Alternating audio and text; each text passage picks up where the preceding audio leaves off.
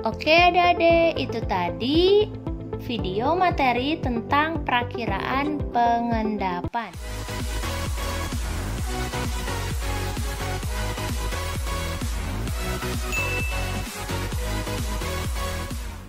Halo, ketemu lagi di channelnya Irma Safitri, channel yang membahas tentang materi pelajaran kimia. Kali ini kita masih akan membahas materi kelas 11, yaitu masih subnya KSP, tapi pada kesempatan kali ini kita akan membahas mengenai perakiraan pengendapan. Simak video ini sampai akhir ya. Di video sebelumnya kita sudah membahas mengenai pengaruh ion sejenis yang ternyata itu bisa menyebabkan perbedaan kelarutan jika dibandingkan dengan yang hanya dilarutkan ke dalam air. Nah, pada kesempatan kali ini kita kupas tuntas mengenai perakiraan pengendapan tersebut. Nah, bagaimana sih cara memperkirakan pengendapan dari suatu larutan? Nah, di sini nanti yang harus kita lakukan adalah kita bandingkan antara hasil kali ion ya, atau saya tulis hasil kali konsentrasi ion, dan kedepannya kita sebut dengan GSP dibandingkan dengan KSP suatu senyawa atau suatu larutan.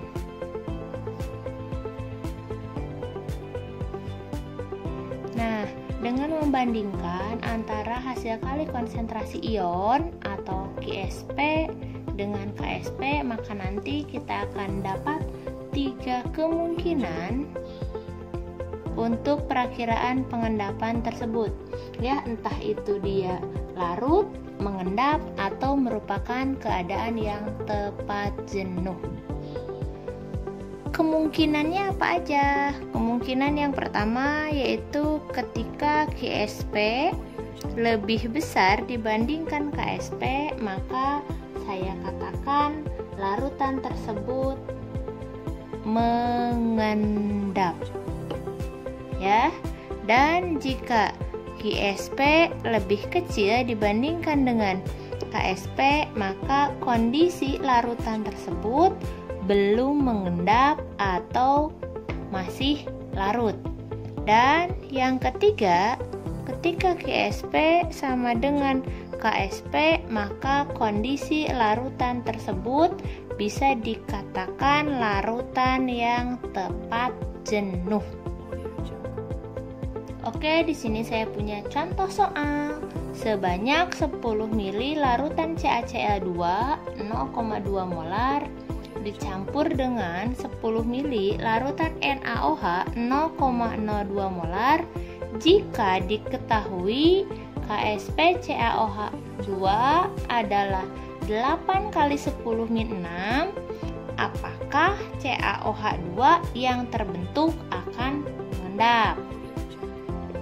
Untuk menjawab soal seperti ini atau soal tentang perakiraan pengendapan, maka pertama yang harus dilakukan adalah kita ionkan senyawa yang terlibat langsung dalam soal. Di sini saya punya CaCl2, berarti terurai jadi Ca2+ ditambah 2Cl-. Dan saya punya NaOH, berarti jadi Na+ ditambah dengan OH-. Lalu kita hitung muanya. Muanya di sini adalah 10 ml 0,2 m dan di sini 10 ml 0,02 m. Kita kalikan saja 10 kali 0,2, maka CaCl2 saya punya 2 milimol dan NaOH saya punya 0,2 milimol. Kalau kita sudah dapat senyawa, MOA dari senyawanya, kita dapatkan pula nanti MOA dari ion-ionnya. Ion mana yang dibutuhkan?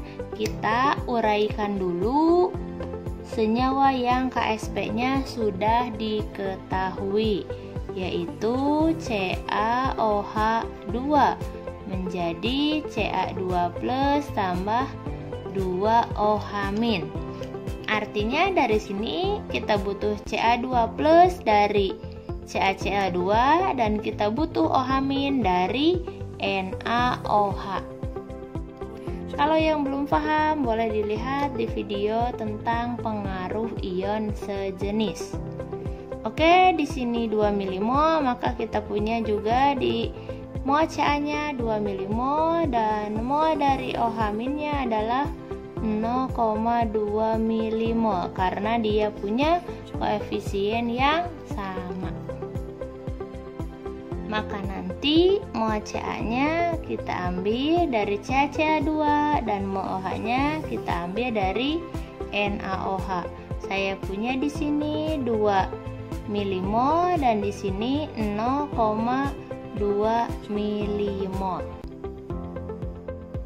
Nah, selanjutnya karena QsP itu adalah hasil kali ion, maka kita kalikan saja konsentrasi Ca2+ dikalikan dengan konsentrasi OH- pangkat 2. Ya, seperti itu. Ca-nya itu adalah 2 milimol dan ini 0,2 milimol. Ingat, ini adalah mol, sedangkan yang dicari adalah berupa konsentrasi.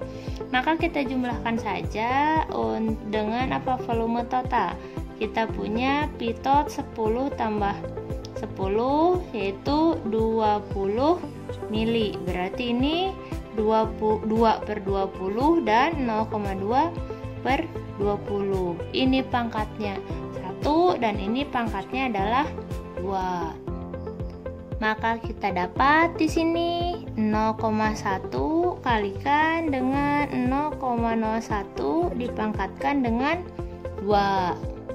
Kita dapat di sini, kita rubah aja ya ke bentuk eksponen terlebih dahulu.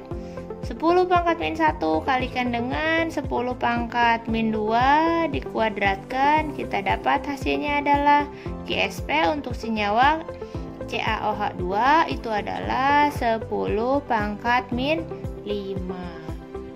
Untuk mengetahui dia mengendap atau tidak, kita bandingkan antara nilai QsP yang sudah kita hitung dengan nilai KsP yang diketahui di soal. Ya, nilai QsP kita punya nilainya adalah 1 kali 10 pangkat min 5, sedangkan nilai KsP yang dari soal itu adalah 8 kali 10 pangkat min 6. Nah, dari sini sudah ketahuan kalau ternyata QsP dia punya nilai yang lebih besar dibandingkan dengan KsP. Artinya apa?